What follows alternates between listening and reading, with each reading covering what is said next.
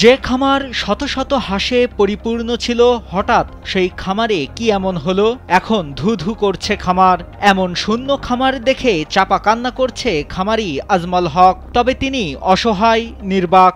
আমার হাঁসগুলাই আছিল আমার কাছে সম্বল, এই হাঁসগুলাই নিয়ে গেছে। জানাজায় এক প্রতিবেশীর জানাজায় অংশ নিতে গিয়েছিলেন খামার মালিক আজমল হক। ঠিক সেই সময় তার খামারে অতর্কিতে হামলা চালায় ৭-৮ জন দুর্বৃত্ত। আমার গ্রামে একটা লোক মারা যায়, ওইখানে আমি মাটি যার জন্য যাই। জানাজা শেষে জানতে পারি আমার হাঁস লুট করে সন্ত্রাসী বাহিনী সে নিয়ে যায়।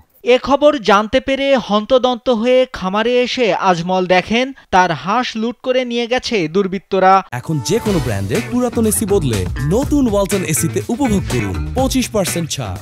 পরে তিনি থানায় যান অভিযোগ দিতে।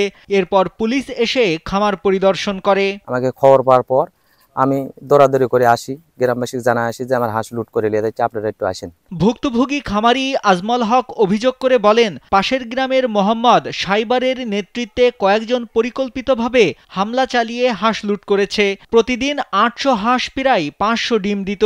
হাঁসগুলো এখনও উদ্ধার না হওয়ায় চরম আর্থিক ক্ষতির মুখে পড়েছেন আজমল। এসে দেখতে পাই আমার দুজন লোকে শেষরায় পানি চুপায় এই জায়গা ঘরবন্দি করে রাইখে এখান থেকে ২১০০ হাঁসের মধ্যে ৮০০ হাঁস ওই গ্রামের সাইবার, ওর বাহিনী, ওর ছেলে আরও অনেকেই আসিল, ওদের সাথে সহ আমার হাঁসগুলা এবার লুট করে এখান থেকে নিয়ে যায়।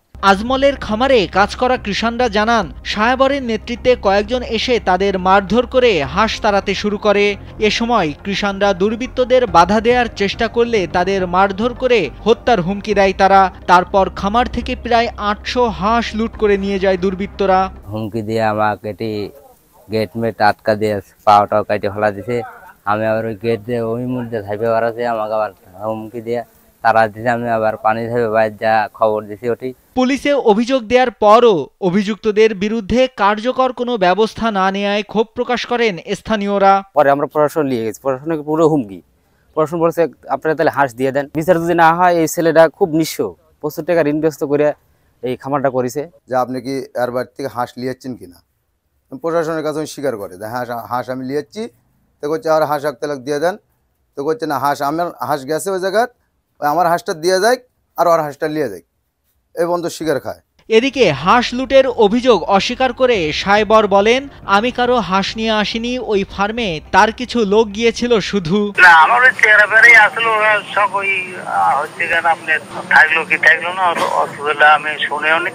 যাই হোক, আমি ওকে বলেছিল যে আমার হাঁস যদি খাইতে হয় তোরা নিয়ে আসিস। ১৯ আগস্ট সকালে নাটোর জেলার সিংড়া উপজেলার তুলাপাড়া বাঁশবাড়িয়া গ্রামে এ ঘটনা ঘটে। এ বিষয়ে সিংড়া থানার ভারপ্রাপ্ত কর্মকর্তা মোহাম্মদ মনিরুজ্জামান বলেন, এ ঘটনায় থানায় একটি লিখিত অভিযোগ দায়ের করেছে ভুক্তভোগী ওই খামারি। তদন্ত করে ব্যবস্থা নেওয়া হবে। দুইটা খামারি আর কি, এক খামারি হাঁস কিছুদিন আগে চলে গেছে, ওই খামারের ভিতরে ঢুকছে। এর পরবর্তীতে কয়েকদিন পার হয়ে গেল, যখন দেয় না তখন সে আর কি হাঁস বেশি করে নিয়ে আসছে, এইরকম একটা অভিযোগ আমাদের থানা আসছিল। আমরা একটা ওই যে মামলা নিয়ে নিছি, এই তদন্ত চলছে। দ্রুত তদন্ত করে দোষীদের আটক করে আইনের আওতায় আনবে পুলিশ, এমনটাই চাওয়া স্থানীয়দের। নাইমুল হাসিব, কালবেলা।